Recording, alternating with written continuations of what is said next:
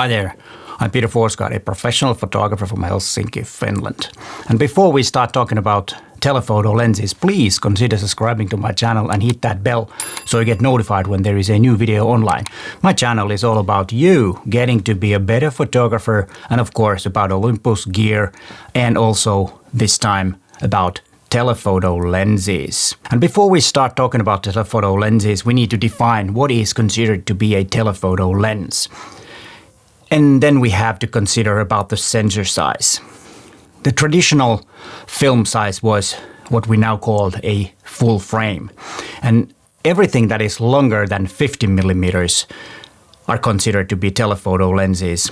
And with APS-C sensor sizes around 35 and longer are telephoto lenses, and with Micro Four Thirds it's 25 millimeters and longer. And I know full frame and 50 millimeter is considered to be the standard lens, even though the actual standard lens is around 43 to 45 millimeters when we talk about full frame. But it is commonly accepted that 50 millimeter is considered to be the standard lens.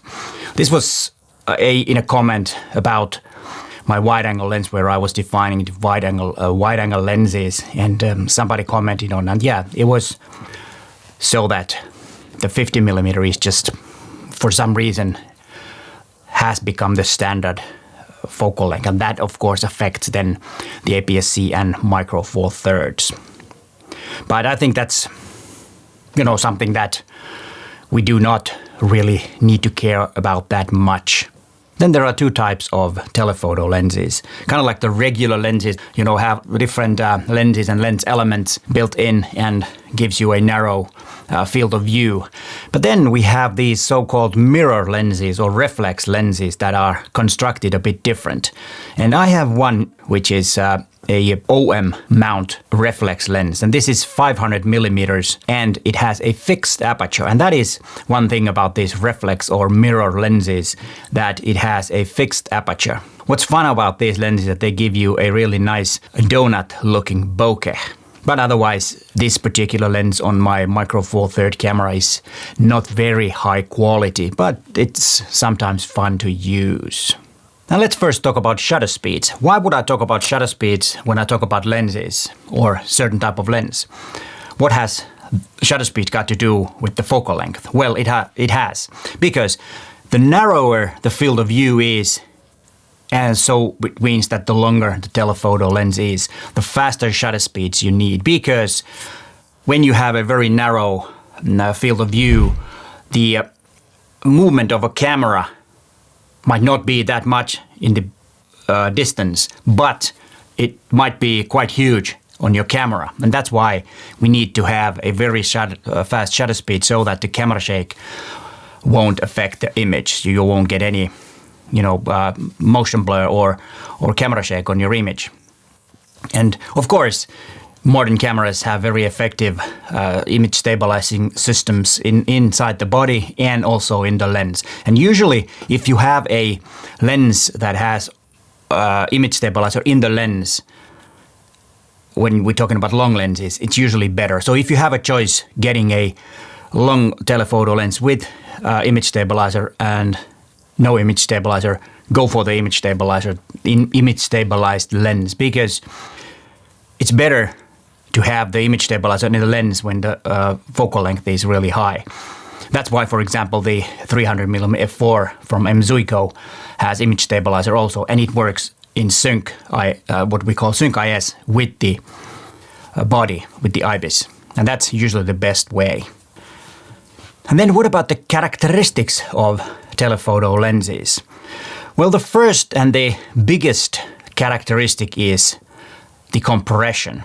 It compresses in three ways. First, of course, it compresses the image this way because it gives you a narrower field of view. That can be kind of called compression. And also it will compress your subject a bit.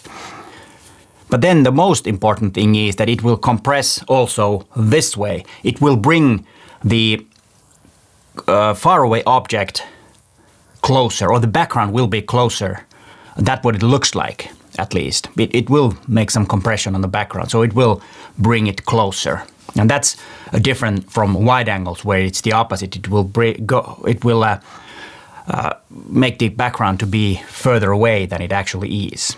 And that's one important thing when we compare wide angles and telephoto lenses. It's not only the field of view, but it's also the compression that is important. I took some images when I was taking a walk on the ice. I took images of this traffic sign for boats, which I don't know actually what it is. I should have checked what it is in English, but what it is, please let me know in the comments down below. And I took 2 set of images. First set was so that the traffic sign or the pole was the same size in every image, so I moved further away, and then I took set of images from the same spot.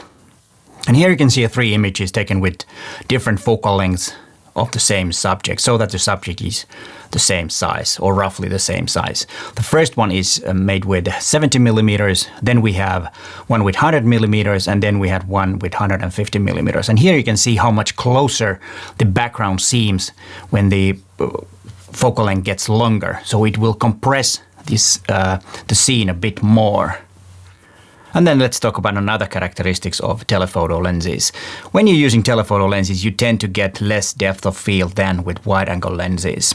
And this one also was something that was argued when I was made my video about wide-angle lens. They was commenting about that the depth of field is not affected by the focal length. And it's partly true, but if I would say that focal length doesn't affect on depth of field, that would be kind of wrong in practice, because usually when we use telephoto lenses we do get less depth of field. And let's look at an example of that. And as you see from these 3 images, these were taken from the same spot with different focal lengths. You have 70 millimeters, 100 millimeters, and 150. And the depth of field clearly is different. Even if I crop the 70 millimeter image with the same composition as the 150 millimeter is, there's still more depth of field, of course, because it's the focal length that affects in a way. But this is why I think it's a better way to say that with different focal lengths you get a bit different depth of field. And of course, all these images were taken with the same aperture, which is the one thing that affects the depth of field. But if you look at these 3 images that I showed you when we're talking about compression, the difference is in depth of field isn't that big, but there is still a bit of a difference. As you can see, 70 millimeters, 100 millimeters, and 150 millimeters. There's clearly more depth of field on the 70 millimeter than there is with the 150 millimeter focal length. As you saw from the images that there is a difference. But the theory says that it's not the focal length, it is the compression that is affected by the telephoto lens. And that's why the depth of field looks to be different. But for practical use of depth of field or the understanding the concept, it's easier to say and more clear to say that wide-angle lenses have more depth of field than telephoto lenses. And let's next talk about the composition. And is there any things that you need to consider when making a composition with telephoto lenses? And yeah, the sun is ruining my background, but it doesn't matter. I like the sun, so let's have the curtains open anyways. But yeah, enough with the chit chat. Let's go with the composition. Of course, every rule of composition or rule or ways we make compositions do not, affect. We still need to do the same things and consider the same things. It doesn't matter what the focal length we are using. But when we're using the longer focal length, we can concentrate on things a bit easier. We don't have to, first of all, we don't need to go very close with the wide angle. You need to have something big in the front to make the image more interesting. But with a longer lens, you can get that thing in the front to be bigger, being further away. That's of course kind of like a no-brainer. That's the way it works. And then you can kind of like make details. You can crop smaller parts of the scene with the telephoto lens. And that's one thing when we talk about also with the compression that I already already showed you a bit is that the way telephoto lens sees the whole scene is a lot different than our eye because of the compression that I already mentioned many times already. But anyways, and that's why, I think the telephoto lens and using telephoto lens is very fascinating because it gives us a bit different view. And then, of course, we can pick up details from different places. Far away, high buildings, we can make some details from that. There might be some ornaments on the statues on and everything. We can kind of like make close-ups of those when we cannot get close with a wide-angle lens. And I said many times that I have been using telephoto lenses a lot more than wide-angle lenses. That's just the way I was because, like I said, I had my first SLR with the 50mm lens, and then the second one was a 135mm lens. Because I don't know why, but I just kind of thought that that's more interesting, at least for me. I don't know, what is your favorite? Do you use more wide-angle or telephoto lens? Please let me know in the comments down below. And then there is also the question of, do you need a telephoto lens? Because every genre can be photographed with any lens. It's not kind of like dependent on what lens you have. It's more dependent on what is your style. But of course, if you want to photograph a bird in flight, of course, telephoto lenses are more convenient. It's the way usually done. Or if you're doing sports photography, for example, there it is a must in most sports because you just cannot get into the action. You cannot stand in the middle of the field and take images with a wide angle. It'd be cool if you could, but that's not possible. So you probably are assigned to a place where you need to have a longer lens to cover the whole field. It doesn't matter if it's a basketball court or a big football field. You need a long lens to catch the action and to get those details, to get those nice tight crops and things like that. But it does not mean that you could not use a wide-angle lens in sports. Unfortunately, I don't really have any good examples of that because it's a long time since I've been shooting sports. But you know what I mean. And then of course portraiture is one where you need to use a telephoto lens, usually a short telephoto lens. For full frame it's around 85-90mm. For APS-C I think it's about a 50mm, and then with or 60mm maybe, and then with micro four thirds is around 45mm. That usually renders the image.